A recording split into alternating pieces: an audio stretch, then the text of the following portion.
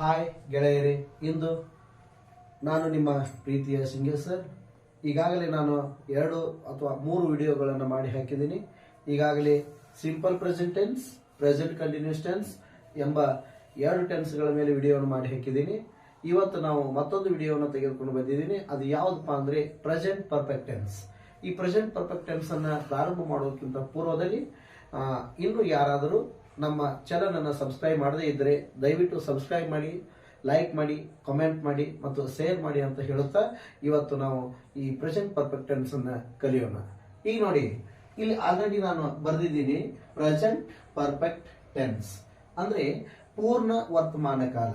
ಅಂದ್ರೆ simple present tense ಸಾದಾ ವರ್ತಮಾನ ಕಾಲ, ಪ್ರೆಸೆಂಟ್ ಕಂಟಿನ್ಯೂಸ್ ಟೆನ್ಸ್ ಅಪೂರ್ಣ ವರ್ತಮಾನ ಕಾಲ.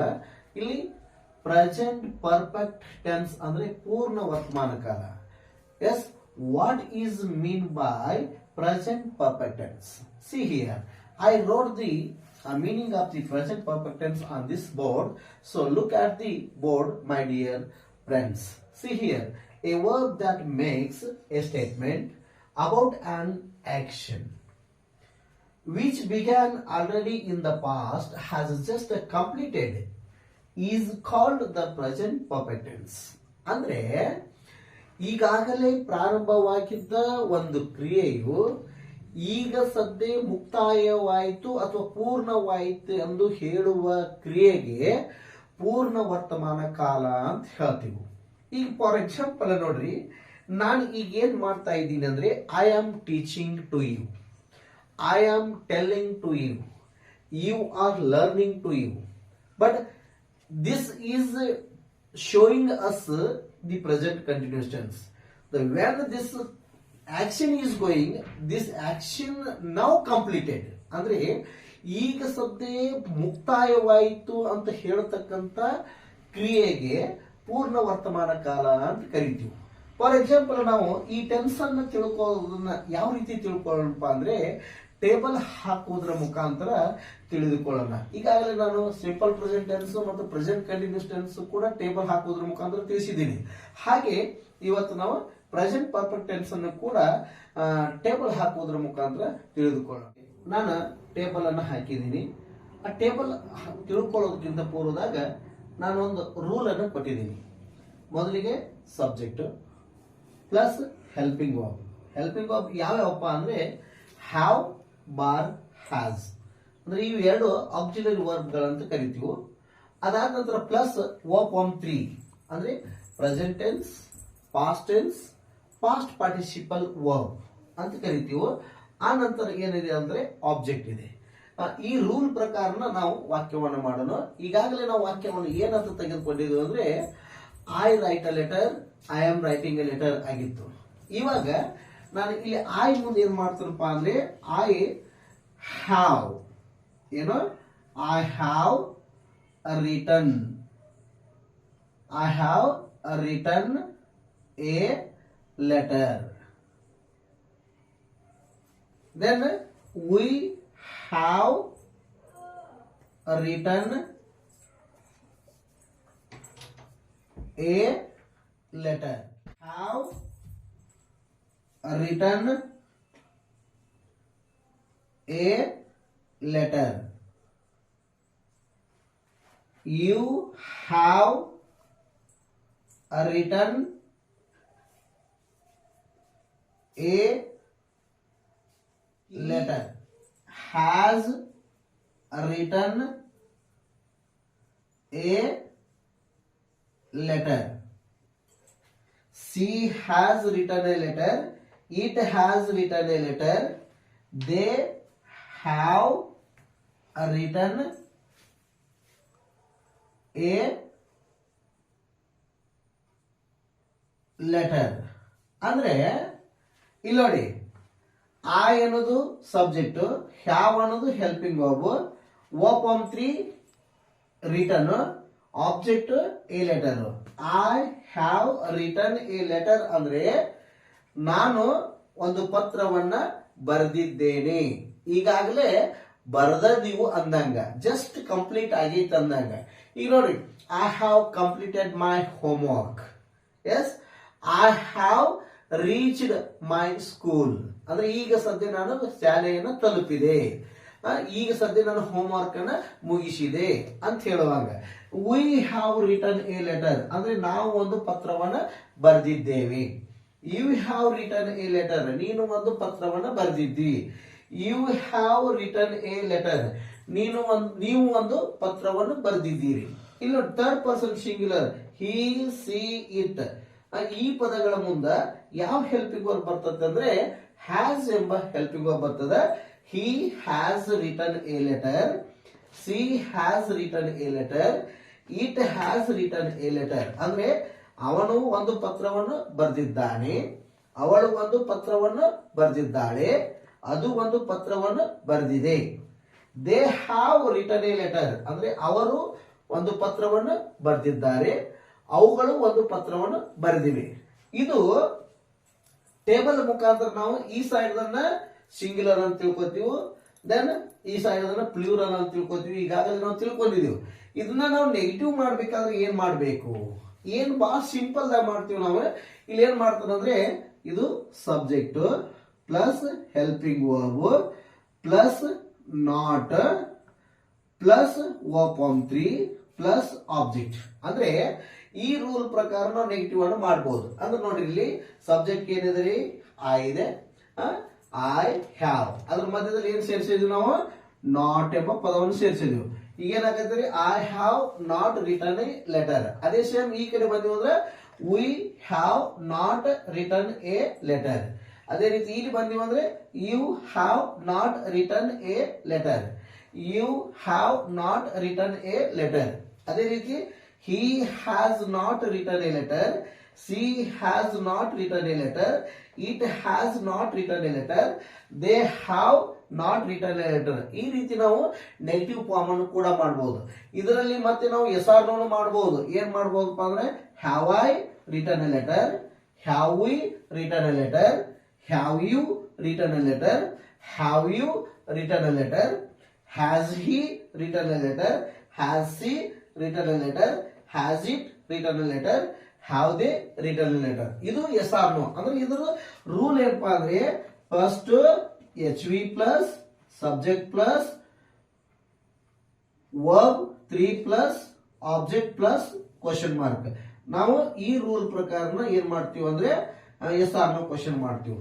ಇದರ ಇನ್ನು ಡಬ್ಲ್ಯೂ ಎಚ್ ಕೂಡ ನಾವು ಮಾಡಬಹುದು. ಡಬ್ಲ್ಯೂ ಎಚ್ ಯಾವಪ್ಪ ಅಂದ್ರೆ ನಾವು ಇಲ್ಲಿ ಎ ಲೆಟರ್ ಅಂಡರ್ಲೈನ್ ಮಾಡಿದೀವಿ ಅಂದ್ರೆ ಎಲ್ಲಾ ಕಡೆನೂ ಏನ್ ಮಾಡ್ತೀವಿ ಅಂದ್ರೆ ಡಬ್ಲ್ಯೂ ಎಚ್ ರೂಲ್ ಏನ್ ಬರ್ತದಪ್ಪ ಅಂದ್ರೆ ಇಲ್ಲಿ ನಾನು ಬರೀತೇನೆ W H rule W H word plus H V plus subject plus verb plus question mark. ಅಂದ್ರೆ ಈ ರೂಲ್ ಪ್ರಕಾರ ನಾವ್ ಏನ್ ಮಾಡ್ತೀವೋ ಇಲ್ಲಿ ಡಬ್ಲ್ಯೂ ಎಚ್ ಕ್ವಶನ್ ಮಾಡಬಹುದು.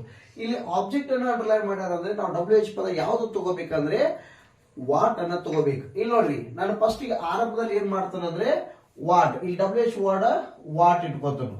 ವಾಟ್ ಹೆಲ್ಪಿಂಗ್ ವರ್ಬ್ ಏನಿದೆ ರೀ ಹ್ಯಾವ್ ಇದೆ. What have I, what have I return, return question mark. ಅಂದ್ರೆ ವಾಕ್ಯದಲ್ಲಿ ಯಾವ ಪದ ಅಂಡರ್ಲೈನ್ ಇರ್ತದೋ ಅಂಡರ್ಲೈನ್ ಮಾಡಿದ ಪದವೇ ನಮಗೇನಾಗಿರ್ತದ ಉತ್ತರ ಆಗಿರ್ತದ. ನಾವು ಪ್ರಶ್ನೆ ಮಾಡಬೇಕಾದ್ರೆ ಅಂಡರ್ಲೈನ್ ಮಾಡಿದ ಪದ ನಮಗೆ ಏನಾಗಬೇಕಂದ್ರೆ ಉತ್ತರ ಬರುವ ರೀತಿ ಒಳಗೆ ನಾವು ಪ್ರಶ್ನೆ ಕೇಳಬೇಕು. ನಾನು ಇಲ್ಲಿ ಮಾಡಿ ತೋರಿಸ್ತೇನೆ ನೋಡ್ರಿ.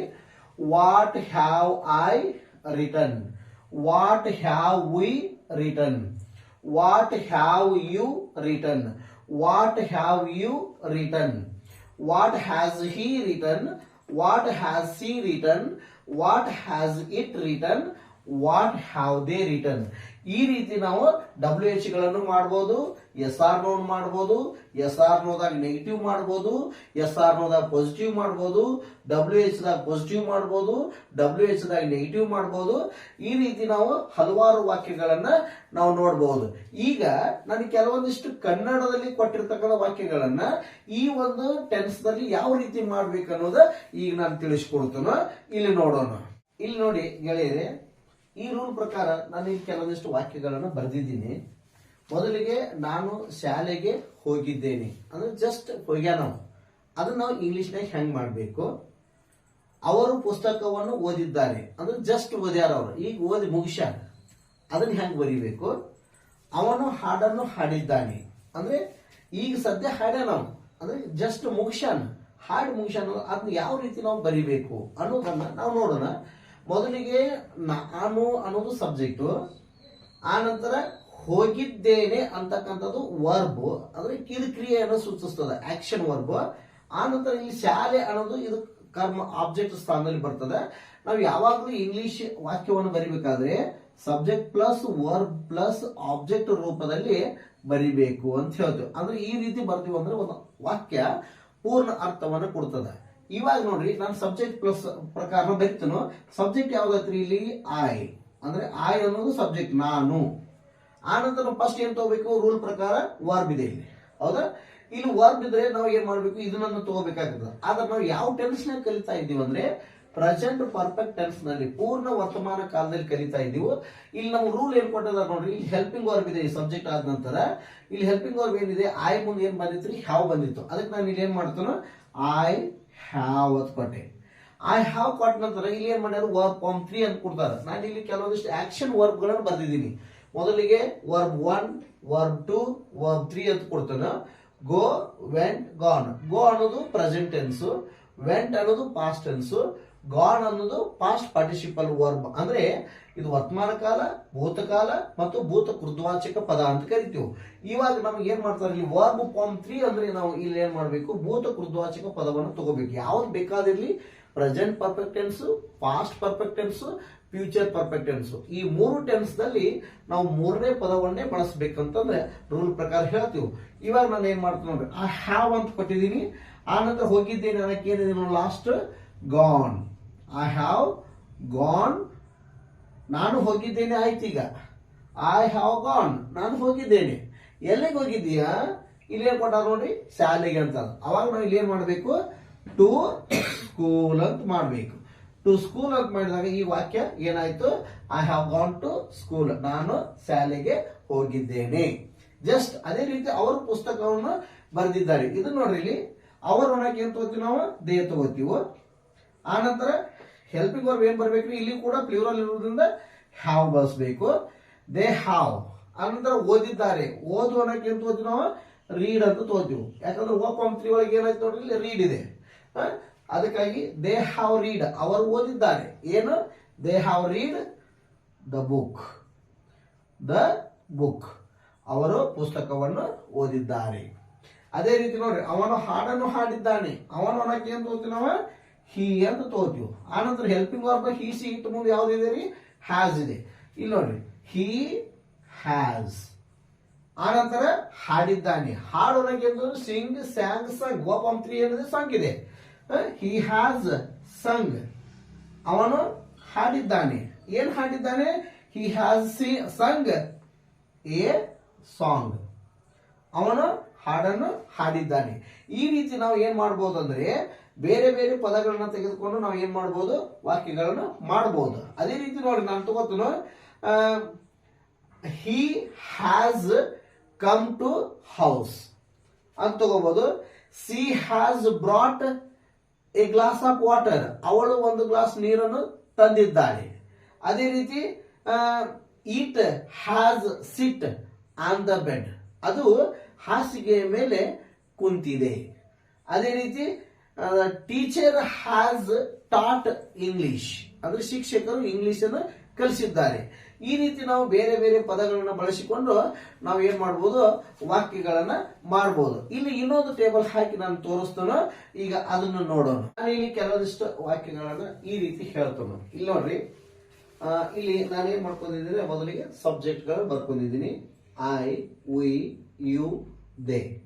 ಇವು ಪ್ಲೂರಲ್ ಫಾರ್ಮ್ ಗಳನ್ನು ಸೂಚಿಸ್ತಕ್ಕಂಥದ್ದು. I have gone to, I have gone to house. ಆನಂತರ we have gone to house, you have gone to house, they have gone to house. ಅದೇ ರೀತಿ ನಾವು ಏನ್ ಮಾಡ್ಬೋದು? I have written a letter. ಇದೇ ರೀತಿ ನಾವು ಹಲವಾರು ವಾಕ್ಯಗಳನ್ನ ಇಲ್ಲಿ ಕೊಟ್ಟಿದ್ದೀವಿ. ಅಂದ್ರೆ ಈ ಪದಗಳನ್ನ ಫಸ್ಟ್ ಸಬ್ಜೆಕ್ಟ್, ಆನಂತರ ಹೆಲ್ಪಿಂಗ್ ವರ್ಬ್, ಆನಂತರ ವರ್ಬ್ ಫಾರ್ಮ್ 3, ಆನಂತರ ಆಬ್ಜೆಕ್ಟ್. ಅಂದ್ರೆ ಈ ವಾಕ್ಯಗಳನ್ನ ನಾವು ಈ ರೀತಿ ಒಂದು ರೂಲ್ ಪ್ರಕಾರನ ನಾವು ತಿಳಿಸ್ಕೊಡ್ಬೋದು. ಇಲ್ಲಿ ನೋಡ್ರಿ, ಯು ತಗೋದ್ವಿ, you have gone to house, you have return a letter, you have taught a lesson, you have brought a bag, you have opened the door, you have closed the pile, you have jumped into the water, you have reached a bus stand. ಈ ರೀತಿ ನಾವು ಏನ್ ಮಾಡಬಹುದು ಅಂದ್ರೆ ಹಲವಾರು ವಾಕ್ಯಗಳನ್ನ ನಾವು ತಿಳ್ಕೋಬಹುದು. ಅದೇ ರೀತಿ ನಾನು ಏನ್ ಮಾಡಬಹುದಪ್ಪ ಅಂದ್ರೆ ಇಲ್ಲಿ ಈ ಪದಗಳನ್ನ ತೆಗಿತನೋ, ಆ ನಂತರ ಇಲ್ಲಿ ಏನ್ ಮಾಡ್ತಾನೋ ಹೆಲ್ಪಿಂಗ್ ವರ್ಬ್ ತೆಗಿತಾನೋ, ಕೇವಲ ನಾನು ಇಲ್ಲಿ ಏನ್ ಮಾಡ್ತಾನೋ ಹ್ಯಾಸ್ ಅಂತ ಇಡ್ತಾನೋ, ಆ ನಂತರ ಇಲ್ಲಿ ಏನ್ ಮಾಡ್ತಾನಪ್ಪ ಅಂದ್ರೆ ಇಲ್ಲಿ ಹಿ ಬರಿತಾನೋ, ಸಿ ಬರಿತಾನೋ, ಇಟ್ ಬರಿತಾನೋ. ಇದೇ ರೀತಿ ಇಲ್ಲಿ ಏನಾಗ್ತದಪ್ಪ ಅಂದ್ರೆ ಈ ಪದಗಳನ್ನು ತಗೊಂಡು ನಾವು ಏನ್ ಮಾಡ್ಬೋದು, ಇಲ್ಲಿ he has gone to house, he has written a letter, he has taught a lesson. ಅದೇ ರೀತಿ ಸಿ ತಗೊಂಡ್ ಮಾಡ್ಬೋದು, ಇಟ್ ತಗೊಂಡ್ ಮಾಡ್ಬೋದು. ಇದ್ರಾಗ ನಾವು ನೆಗೆಟಿವ್ ಮಾಡ್ಬೋದು, ಪಾಸಿಟಿವ್ ಮಾಡ್ಬೋದು, ಎಸ್ ಆರ್ ನೋ ಮಾಡ್ಬೋದು, ಡಬ್ಲ್ಯೂ ಎಚ್ ಮಾಡ್ಬೋದು, ಆನಂತರ ಆಕ್ಟಿವ್ ವಾಯ್ಸ್ ಮಾಡ್ಬೋದು, ಪ್ಯಾಸಿವ್ ವಾಯ್ಸ್ ಅನ್ನು ಕೂಡ ನಾವು ಮಾಡ್ಬೋದು. ಈ ರೀತಿ ನಾವು ಏನ್ ಮಾಡ್ಬೋದು ಮಾಡಿದೀವಪ್ಪ ಅಂದ್ರೆ ಪ್ರೆಸೆಂಟ್ ಪರ್ಫೆಕ್ಟ್ ಟೆನ್ಸ್ ನಲ್ಲಿ ಒಂದು ಪೂರ್ಣವಾಗಿರ್ತಕ್ಕಂಥ ಟೇಬಲ್ ಅನ್ನ ಕಲ್ತೀವಿ. ಈ ಮುಖಾಂತರ ನಾವು ಕನ್ನಡದಾಗ ಬರೆದು ಇಂಗ್ಲಿಷ್ನ್ಯಾಗ ಯಾವ ರೀತಿ ಮಾಡ್ಬೇಕು ಅನ್ನೋದು ಈ ಟೇಬಲ್ ಮುಖಾಂತರ ತಿಳ್ಕೊಂಡಿವು. ಅದಕ್ಕಾಗಿ ತಾವುಗಳಿಗೆ ಇದು ಈ ಒಂದು ವಿಡಿಯೋ ಇಷ್ಟವಾಗಿದ್ದಲ್ಲಿ ತಾವುಗಳು ಲೈಕ್ ಮಾಡಿ ಮತ್ತು ಶೇರ್ ಮಾಡಿ. ಇನ್ನು ಯಾರಾದರೂ ನಮ್ಮ ಈ ಚಾನೆಲ್ ಅನ್ನು ಸಬ್ಸ್ಕ್ರೈಬ್ ಮಾಡದಿದ್ದರೆ ಅದಕ್ಕೆ ತಾವು ಸಬ್ಸ್ಕ್ರೈಬ್ ಮಾಡಿ, ಇದನ್ನು ಶೇರ್ ಮಾಡಿ ಅಂತ ಹೇಳ್ತಾ ತಮಗೆ ಈ ವಿಡಿಯೋವನ್ನು ಅರ್ಪಣೆ ಮಾಡ್ತಾ ಇದ್ದೀನಿ. ತುಂಬಾ ಧನ್ಯವಾದಗಳು.